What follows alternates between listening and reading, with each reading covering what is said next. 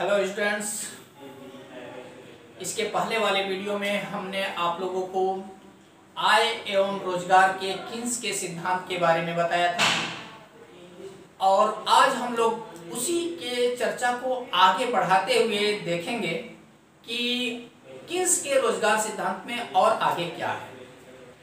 हमने रोजगार सिद्धांत में सिस्टमेटिक पॉइंट वाइज पॉइंट क्या क्या रोजगार सिद्धांत में है इसके बारे में बताया था। लास्ट में मैंने बताया था कि ब्याज की दर दो बातों पे निर्भर करती है, वह है तरलता पसंदगी और मुद्रा की आपूर्ति पर। तो तरलता पसंदगी क्या है इसके बारे में आज हम लोग चर्चा कर लेते हैं। तरलता पसंदगी का तात्पर्य है कि कितना पैसा हम चाहते हैं, कितना पैसा हम चाह रहे हैं, यह होता है तरलता पसंदगी। तो पैसा हम क्यों चाहते हैं ये बहुत महत्वपूर्ण हो जाता है। किस बात के लिए, क्या कारण है कि हमको पैसे की जरूरत होती है। तो उसके तीन कारण हैं। एक है लेन देन उद्देश्य, दूसरा है पूर्वोपाय उद्देश्य और तीसरा है सट्टा उद्देश्य। लेन देन उद्देश्य का मतलब है कि चूंकि पैसे के द्वारा ही हम अपने दैनिक जीवन के वस्तुओं को प्राप्त कर सकते हैं, इसलिए दैनिक जीवन की जरूरतों को पूरा करने के लिए हमें पैसे की आवश्यकता होती है। इसलिए हमें लेन देन उद्देश्य को प्राप्त करने के लिए तरलता पसंदगी की आवश्यकता है, यानी कि पैसे की आवश्यकता होती है। दूसरा कारण है पूर्वोपाय उद्देश्य, प्रीकॉशनरी मोटिव। आप जानते हैं कि हमारा भविष्य अनिश्चित है। भविष्य अनिश्चित होने का मतलब है कि हमें नहीं पता कि कल क्या होने वाला है। तो कल की बुरी परिस्थितियों से हम आसानी से निजात पा सके, इसके लिए हम चाहते हैं कि कुछ न कुछ पैसा सुरक्षित रख लें। इसके लिए हम क्या करते हैं, पैसे का बचत करते हैं। यानी कि भविष्य को सुरक्षित रखने के लिए या भविष्य की समस्याओं को निजात पाने के लिए हमें पैसे को सुरक्षित या बचत करने की आवश्यकता होती है और इसलिए भी हमको पैसे की जरूरत होती है। तीसरा उद्देश्य है सट्टा उद्देश्य। सट्टा उद्देश्य का तात्पर्य है कि हम पैसे से और ज्यादा पैसा बनाना चाहते हैं, मार्केट में और ज्यादा पैसा लगाना चाहते हैं, या हम शेयर मार्केट में शेयर खरीदना चाहते हैं जिससे कि ज्यादा से ज्यादा हम पैसा कमा सकें, प्राप्त कर सकें। इसलिए भी मार्केट में यदि पैसा लगाना है तो हमें पैसे की जरूरत होती है। तो आपके साधारण भाषा में मैं बता दूं कि यदि हमें बिजनेस करना है तो बिजनेस करने के लिए भी पैसे की जरूरत होती है, इसलिए भी हम पैसा ज्यादा से ज्यादा चाहते हैं। इस तरह से तरलता पसंदगी या पैसे की जरूरत, पैसा को की पसंदगी हमें तीन बातों पर निर्भर करता है: लेन देन उद्देश्य, पूर्वोपाय उद्देश्य और सट्टा उद्देश्य। इसके बाद हम आते हैं किन्स ने अल्पकाल को लेकर चला है या अल्पकाल के लिए ही रोजगार सिद्धांत की बात किया है। ऐसा क्यों? किन्स का मानना है कि दीर्घकाल में तो हम सब मर जाते हैं, तो दीर्घकाल के बारे में हम चर्चा क्यों करें।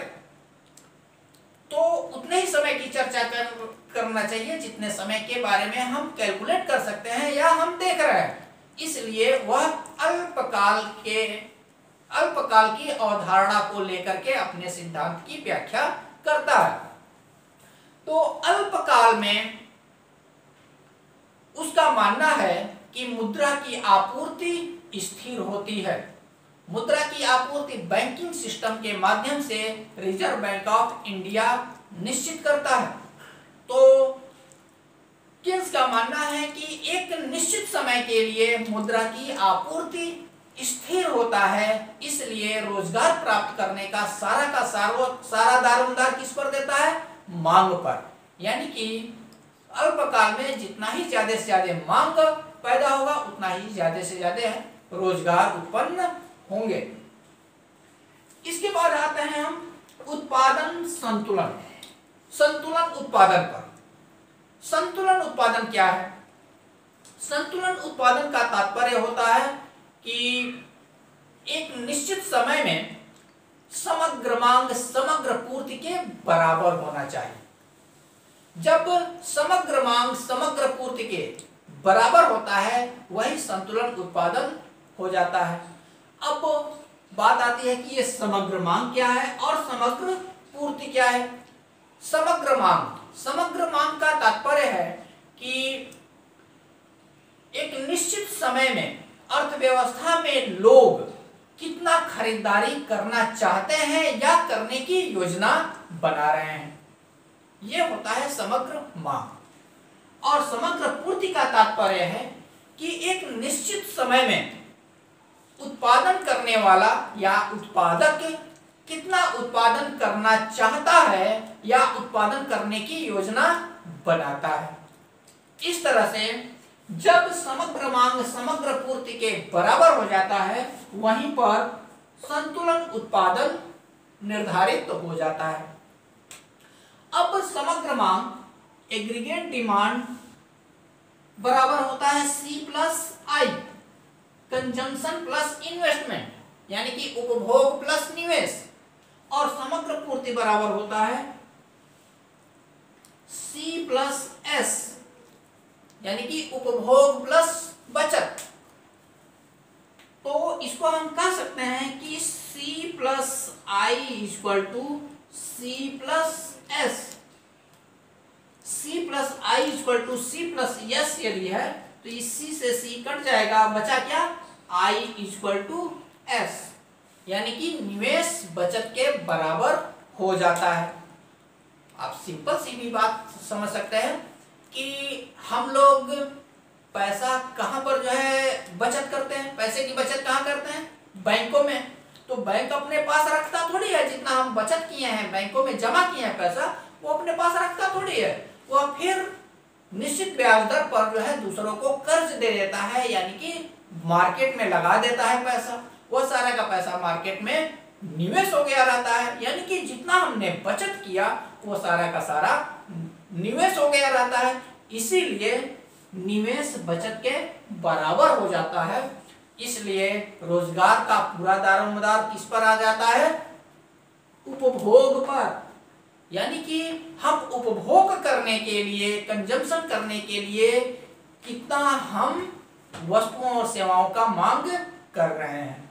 जितना ही ज्यादा से ज्यादा हम कंजम्पशन करेंगे उतना ही ज्यादा से ज्यादा रोजगार पैदा होगा, या उत्पादन करेंगे और जितना ही ज्यादा से ज्यादा उपभोग करेंगे उतना ही उत्पादन होगा और उतना ही रोजगार पैदा होगा।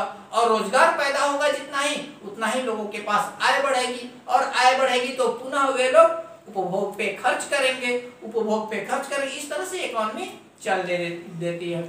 इसीलिए आज के समय की मंदी को दूर करने के लिए आप देखेंगे कि माननीय वित्त मंत्री जी ने क्या किया है कि त्योहारी सीजन के पहले 10,000 रुपए की बिना ब्याज के लोन उपलब्ध कराने का निश्चय किया है, जिससे कि लोगों के पास पैसा जाए और वो मार्केट में खरीदारी करें।